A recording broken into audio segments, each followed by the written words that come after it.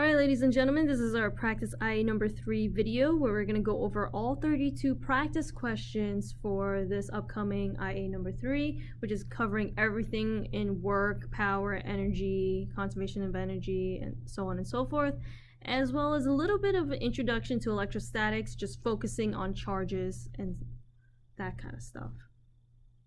Alright, so there are 32 practice questions here. The actual IA will contain 25 practice questions. So there are multiple instances of the same type of questions you might see just for extra practice.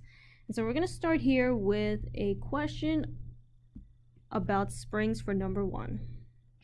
Here we have a vertical spring 0.1 meters long is elongated to a length of 0.119 meters when a 1 kilogram mass is attached to the bottom of the spring.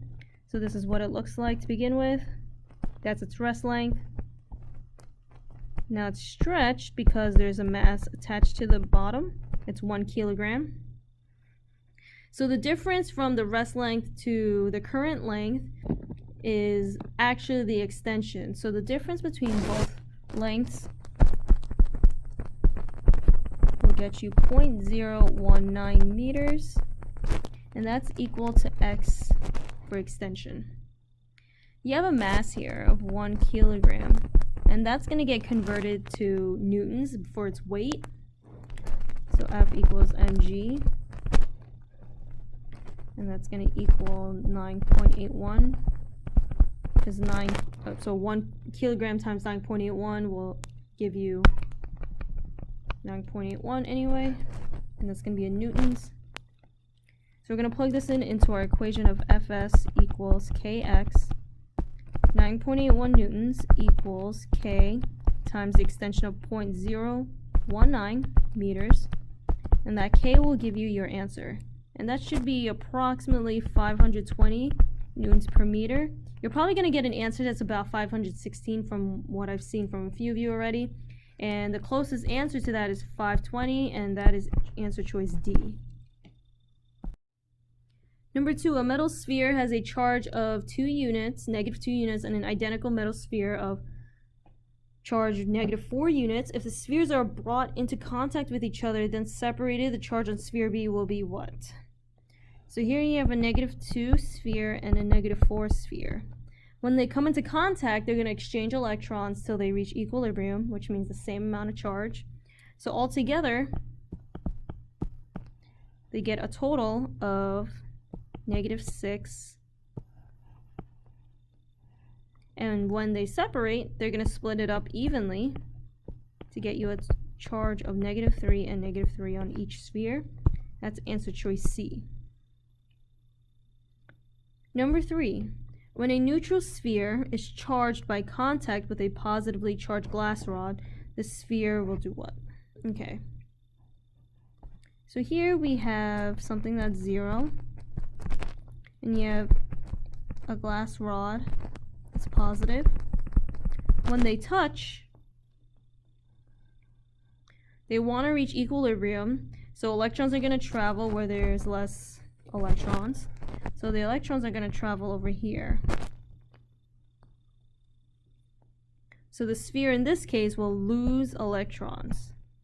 It's going to give its electrons over so they can equal out and balance out. Number 4, which graph represents the relationship between gravitational potential energy of an object near the surface of Earth and its height above the surface of Earth? So this relates to the equation of PE equals mgh. Use a darker color for that.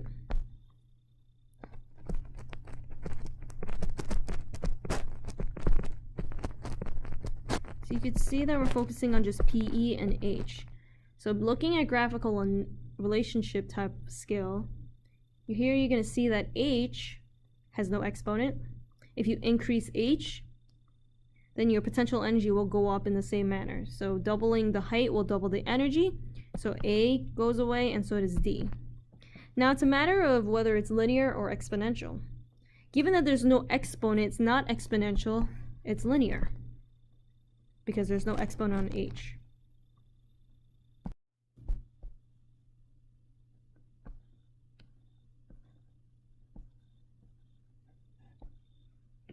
Alright, when a mass is placed on a spring with a spring constant of 60 newtons per meter, so that means for number 5, K equals 60 N/m.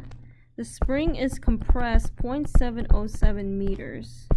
How much energy is stored in the spring? So we're looking for potential energy in the spring, and that's governed by this equation, PES equals 1/2 kx squared. And we're going to solve for PES. So plug and chug and you should get your answer. So I almost made an error. Make sure you don't forget the square on the x. Many of you have done that on the quiz. And you should get an answer that's pretty much close to 15 joules, and that's answer choice C as the answer. Alright, number 6. How much work is lifted or required to lift a 10 Newton weight from 4 meters to 40 meters above the surface of Earth? So work equals force times distance. The force is basically the 10 Newton weight, because that's newtons. And the distance it traveled was from 4 to 40, and that's a total of 36 meters. So putting those two together gets you 360 joules. That's answer choice C. Okay, so number 7 is talking about a car going in 4 positions. At which position is the sum of the potential and kinetic energy the same? So in number 7, we're talking about the total energy. And we should know, based on conservation of energy,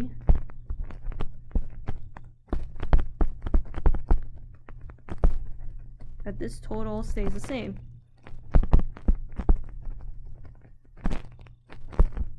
No matter what happens. So all positions should have the same amount. All 4 positions.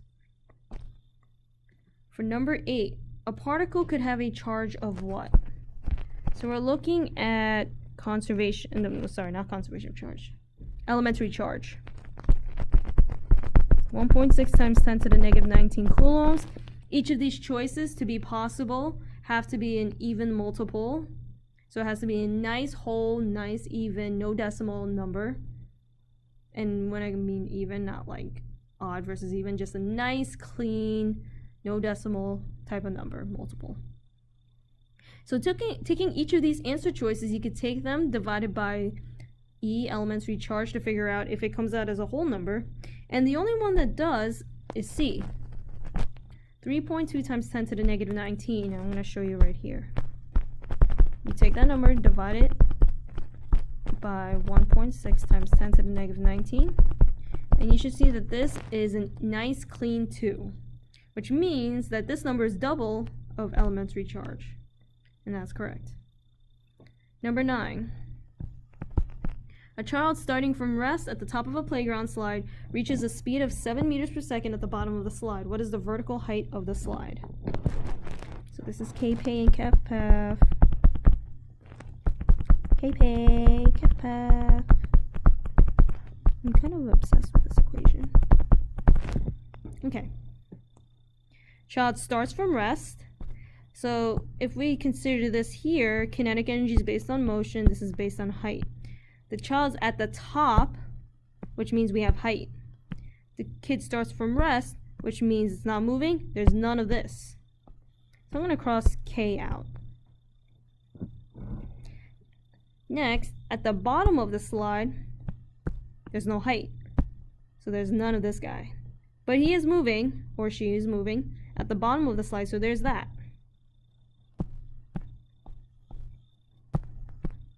And we're trying to find the vertical height of the slide.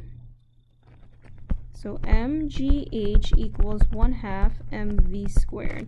So it's combining the equations for both energies together. So solve. And since we're talking about the same child, mass is the same, so I can cross off mass because they're present on both sides of the equation. And we should be able to find height now. So 9.81 times h equals 1/2 7 squared. And the answer is approximately 2.5 meters. And that's choice C. Number 10. If the speed of a car is doubled, the kinetic energy of the car is blank. So this is dummy variables. Alright, so originally everything's equal to 1. So the mass is 1 and so is the speed. You should get 1/2. Now what happens when we double the speed v? Mass still stays the same as 1, but the speed is now 2 because it's doubled.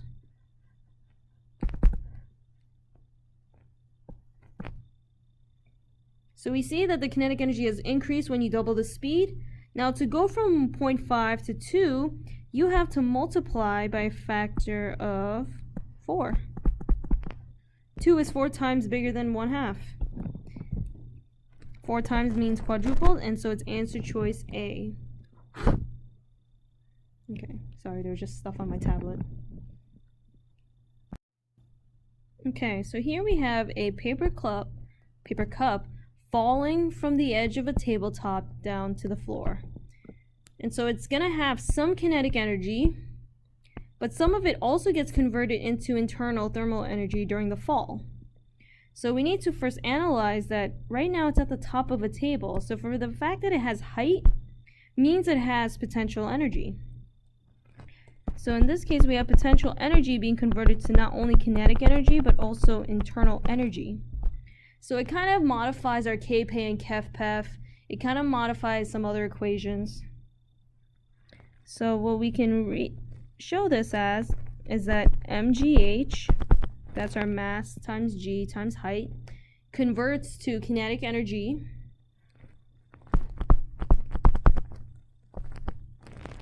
and some thermal energy. So this is what it's going to look like. So we start with potential energy. Most cases it converts completely to kinetic, but in very few cases it's going to waste some energy, and so we could show that all that potential energy converts to kinetic plus a little bit of wasted energy. Okay, so what we're going to do, you're going to pause, plug it in, and solve. So for a few things, I had to convert the grams to kilograms, and this is what it looks like. And so m times g times h equals the 0.2 joules of kinetic energy plus whatever is wasted as internal energy q. Okay, you should see this number then.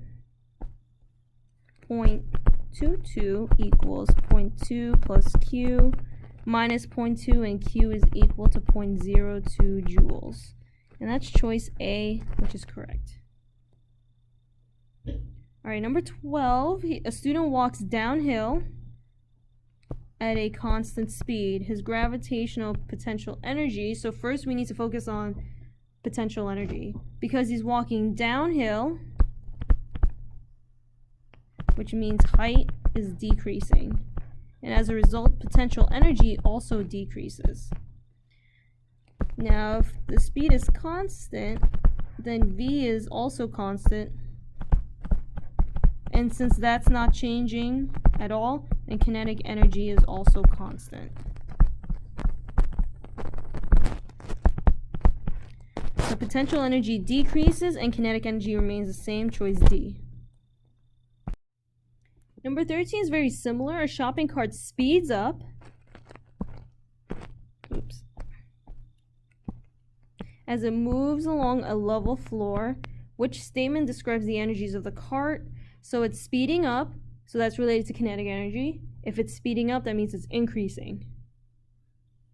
So C and D are out.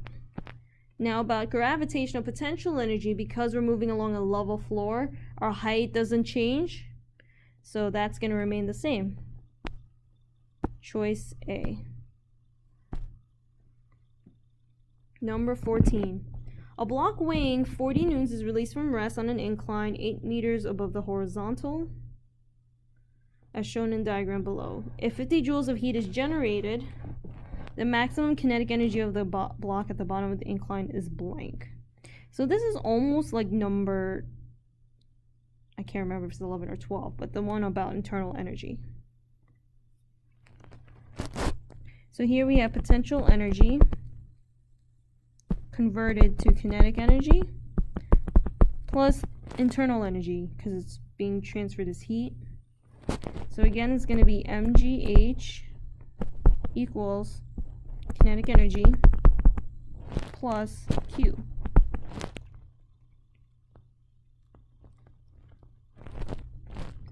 $40 newtons, its weight, that's already mg.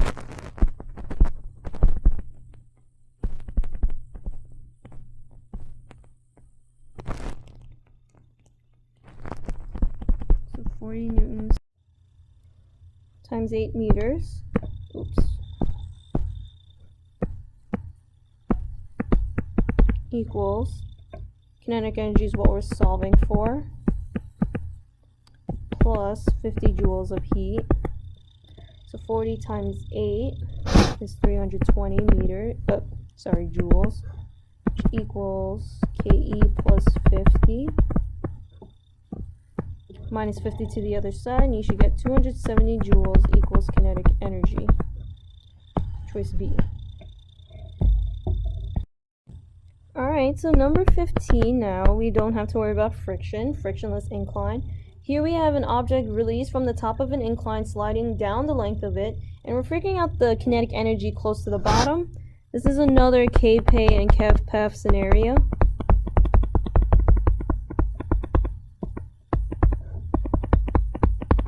Okay. It starts from rest at the top, so we can cross off K. And once it hits the bottom, we can cross off PEF because there's no height.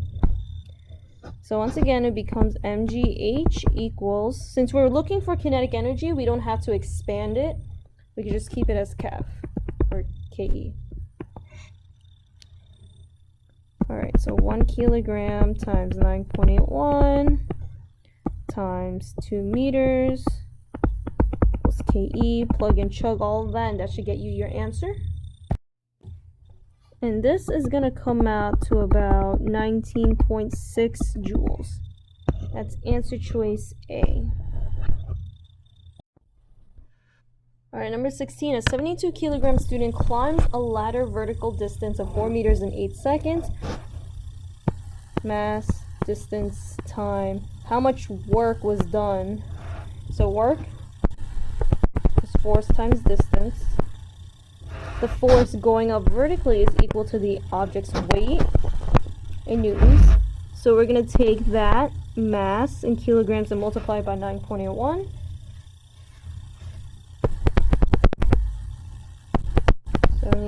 Times 9.81. So this comes out to about 706 newtons. So we're going to plug this in to work now. 706 newtons times 4 meters.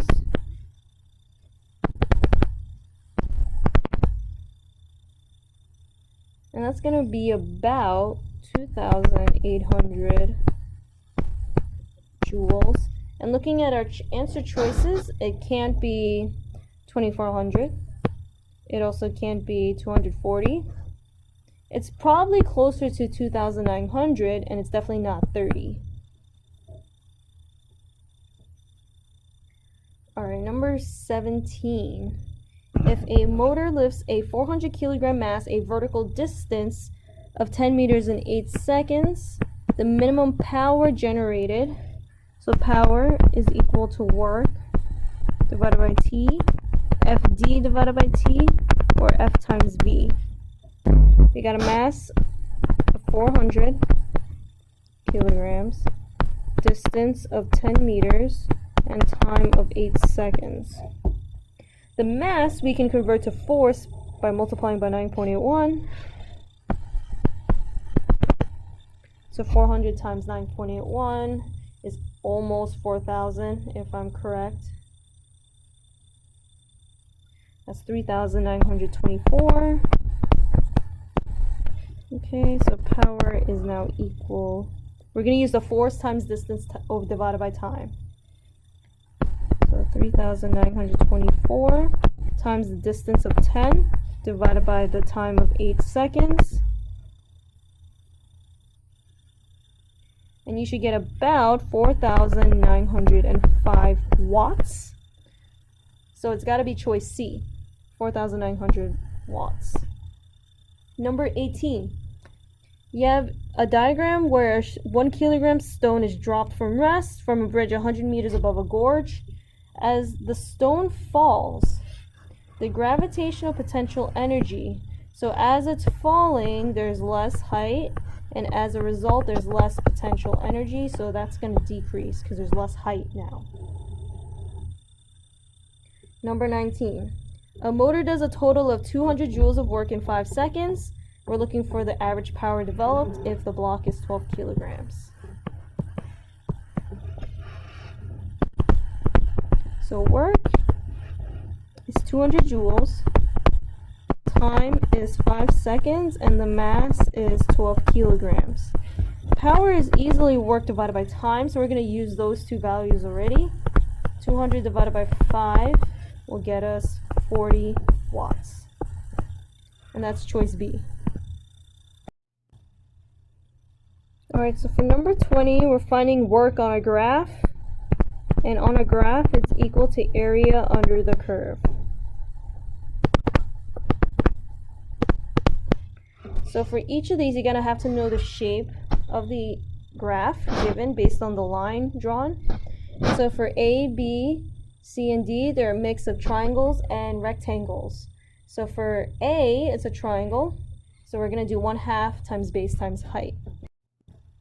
And so when you're looking at the graph, make sure you use the actual intervals on the axes and not the boxes on a grid of a graph, just because I've seen some students do that sometimes in class. So make sure you look at the actual axes intervals and not the boxes of the grid. Okay, so the base here is going to be 0.5, and the height is going to be, 8. So 1/2 times 0.5 times 8, and that's going to give you 2 joules. And so for choice B here we have a rectangle, so it's just base times height. And so the base of this would be 0.5 times the height of 8, and that equals 4. C, again, is another triangle that's still 1/2 base times height. It's very similar to choice A because it's still a base of 0.5 and a height of 8, so it's equal to 2. So we know definitely B so far is our highest, so we could cross up A and C. D is another rectangle, so base times height, base of 0.5, and the height of 4 is a smaller, comes out to 2, so we know that now B is our highest number, so it's the greatest amount of work done because it has the most area beneath the graph, between the graph and the x-axis. Alright, so number 21.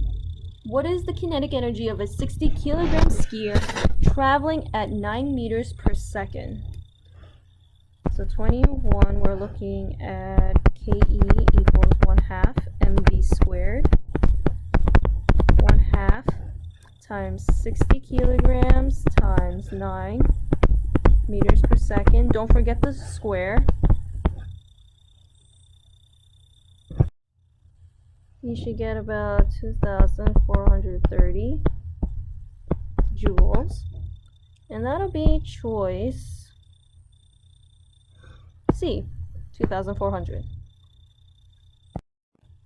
Okay, so number 22 is pretty much very similar to what was discussed in a previous question about total energy as it goes through the motions, and because of conservation of energy, that total energy should stay constant, remain the same. And that only happens when we neglect friction. Oops, I meant to point at friction. Okay. So it's C. If friction were involved, then it's going to be different. It's not going to stay constant because of a mechanical energy. But since we're neglecting friction, we're looking at all ideal scenarios, so it should stay the same. Alright. Number 23.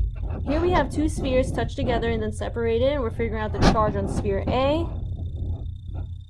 And we should know that for both spheres, they separate and they should have the same amount of charge. So this question is just also asking you if you know the difference between A and B. In this case, they're going to end up with the same charge anyway. Alright, so positive 2 times 10 to the negative 4th. And then there's a negative 8 times 10 to the negative 4. When these two come together, the total positive 2 minus 8, that's going to be a negative 6 times 10 to the negative 4. When they split apart evenly, it's going to be a negative 3 times 10 to the negative 4 for both of them. Okay, and that's choice C. Number 24, what's the gravitational potential energy with respect to the surface of a water of a 75 kilogram diver located 3 meters above the water? Okay, so potential energy is mgh. 75 kilograms times 9.81 meters per second squared times 3 meters.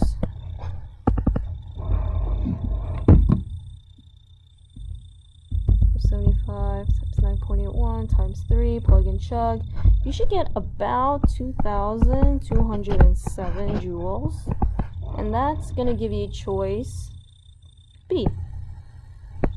Because this rounds to about 2,210.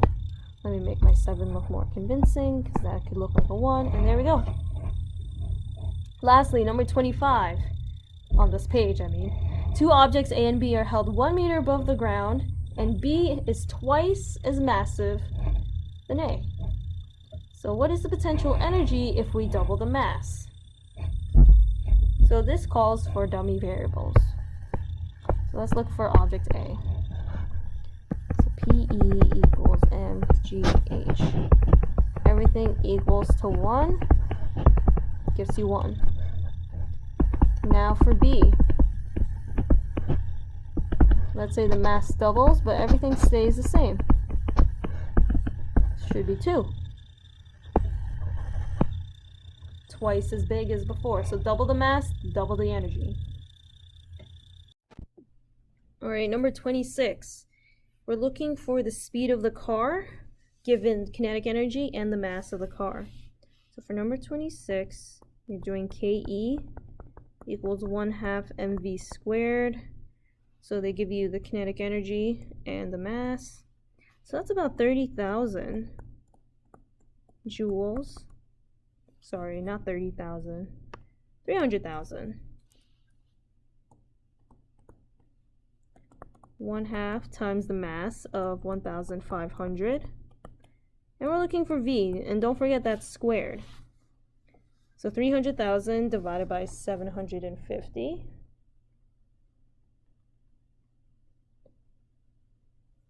Get you 400 equals V squared. Don't forget to square root this. And V gets you 20 meters per second. And that's choice C. Number 27. A spring has an unstretched length of 0.4 meters. The spring is stretched to a length of 0.6 meters. So it goes from 0.4 to 0.6. So you could say that the extension is the difference between them. And that's 0.2 meters. And there's a weight of 10 newtons. So there's a force being exerted on the spring. And that's 10 newtons. And we're looking for spring constant K. So Fs equals Kx. And when you solve for this, 10 divided by 0.2 will get you an answer of 50 newtons per meter. And that's choice D. Number 28. A diagram shows a moving 5 kilogram cart at the foot of a hill 10 meters high. For the cart to reach the top of the hill, what is the kinetic energy needed to get to that top? So 5 kilograms is the cart. The hill is 10 meters high. What is the minimum kinetic energy of the cart? So we don't know what KE is to get to the top of the hill. The hill is 10 meters high. And the mass is 5 kilograms. So this looks like a K-Pay Kef-Pef situation.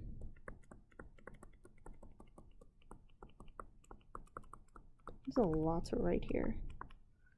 Oh my god. Alright. So initially, we don't know what that kinetic energy is. We know it's moving. Potential energy at the bottom, well, it's at the bottom of the hill, there's no height, so we can cross that off. The final position is at the top of the hill. So we know that it has height, but kinetic energy, it stops moving once it reaches the top of the hill. So here we're going to find that kinetic energy, so we're keeping that there. And we're going to set that equal to the potential energy, which is mgh, because that's what we can use to solve for it. 5 kilograms times 9.81 meters per second squared times the height of 10 meters. Alright, so 50 times 9.81 will get you approximately 491 joules. And that's choice D. Number 29. Oil droplets may gain electrical charges as they are projected through a nozzle. That's Millikan's oil drop experiment. Alright, which quantity of charge is not possible on an oil droplet? So not possible meaning it's not a multiple of this elementary charge. Let me use a different color. There you go. It needs to be a multiple of this guy. So if you take your answer choice divided by 1.6 times 10 to the negative 19, it should come out as a whole number. I'm going to cross off choice A because that comes out as a multiple of 5. B, also incorrect because it comes out as a multiple of 3. C is also incorrect because it comes out as a multiple of 2. And then D is your answer choice. When you actually do the division, because they have the same exponent, we could neglect that for now. So 2.6 divided by 1.6. This is what comes out. That's a decimal. That's incorrect. That's not possible. And there you go. Number 30. As a bullet shot vertically upward rises, the kinetic energy of the bullet does what? So as the bullet goes up into the air, it comes up and then it reaches its peak. So as it reaches that peak, it slows down until it stops. And because of that, we could say its motion decreases, and so does its kinetic energy. Alright, final two questions. Number 31.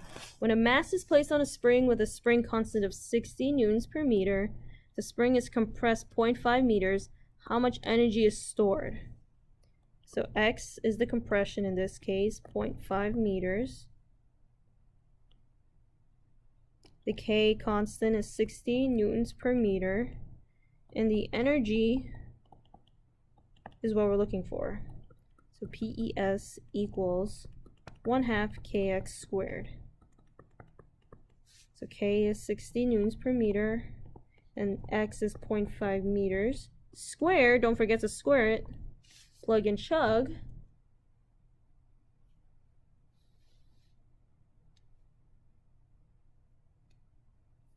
And you get, oh, I definitely did this wrong.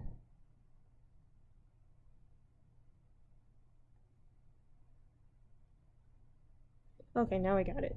7.5 joules. That's choice D.